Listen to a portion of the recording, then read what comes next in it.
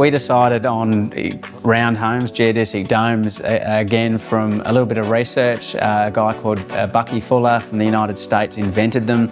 He came up with this idea to integrate pentagons and hexagons into what's now known as the strongest structure to humanity.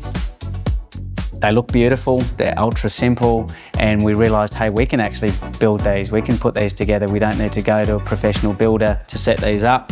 They're nearly 4 times as strong as a traditional house, and we can clad them in whatever we want. We can either use wood or metal or a combination of both and so on. So the simplicity of the geodesic dome appealed to us.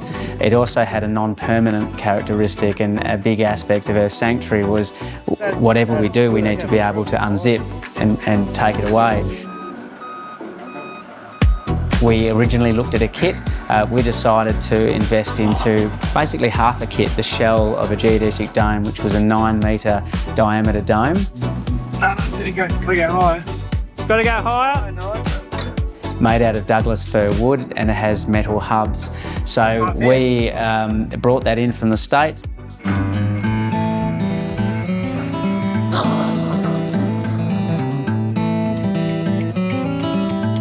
It was a real learning curve. It took probably a good part, well over a year. I felt like a little spider over a nest, just running over it. Alrighty, top layer complete. So put the horizontals in. Doing the layers, it started with your geodesics, your pentagons and hexagons, your raw structure. As a crash course in building, I was fortunate to have Dad when I did it, and he helped us enormously in the construction of it. And that was certainly my crash course in appreciating building a small house. This is just a tiny dwelling. Can't imagine what 5-bedroom houses and so on are involved. Right, yeah, these are the timberline ledger hangers designed for the mezzanine or the second floor. I guess these are their special designs to eliminate having load-bearing walls or poles in the centre. So these obviously go directly into each hub, and then they're pinned and supported by 2 little brackets. And then obviously these for your beams. So this is a bit like an igloo, and then we start to clad it. Does look nice. She's about 15 centimetres thick, so we pack that with earth wool insulation, which is made out of sand. And on the outside we have etherm, and these unusual, what sort of looks like clay tablets, but they're shingles. And they're from the United States, and they last, they're very, very tough and durable. Unusual here for Australia. But so far it's tested quite well in terms of its strength and durability.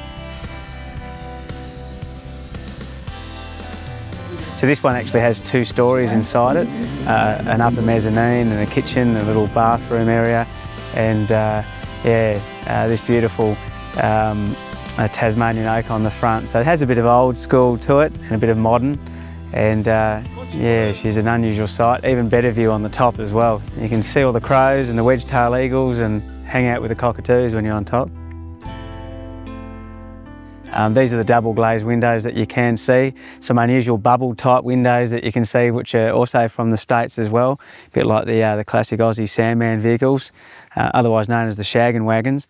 But this is the predominant side really. It's where you still gain a little bit of heat from the winter, and you can try and avoid as much as you can from the high noon heat of summer here, and that's the big test of dealing with our -5s at night to +45 in summer.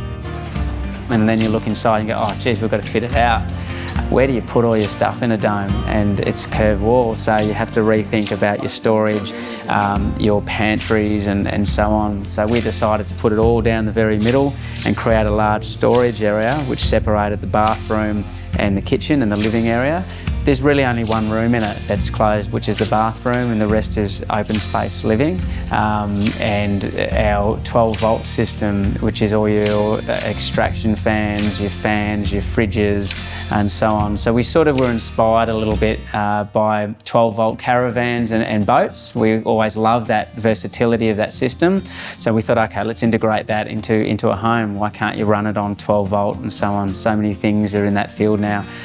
And it's lovely at the end of the day to go up the stairs and retire in the sort of nest upstairs, the mezzanine area. And so far it's been fantastic. It's proved what technically they call a 10-star rating for winter, which means it doesn't require any active heating. And that's fantastic. Don't have to put a gas heater on or combustion stove or anything to heat it up, and that's been a good plus. I guess from the day we got in there, we haven't looked back. It's very comfortable. It's beautiful just to be in it. You know, it's expansive because it's curved. You don't sort of get lost in corners. Sound is something that's phenomenal in a dome. When you hear someone talking downstairs, it's actually louder upstairs. So it's getting used to the acoustics. Didgeridoo sounds amazing in it.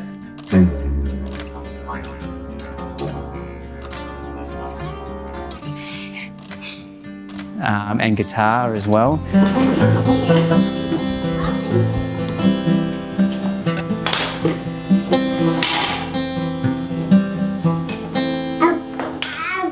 And we're lucky to walk outside every morning or come home and look out here and just see serious space.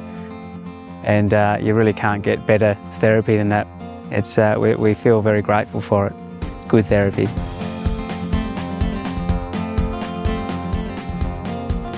We painted the GD6 white simply because of the heat gain in summer. It's fortunately the single most inexpensive way you can reduce heat gain onto a dwelling, just by painting it white. We did some testing with a thermometer on the surface. In summer it was getting up to plus 60 degrees on the surface. By painting it white it went down to 29 degrees, and it was an instantaneous impact on the thermal properties of the whole building. So white was a no-brainer. Didn't care about the fashion, didn't care about anything up here. It's just make it work, make it function. Function before form, as we often say here.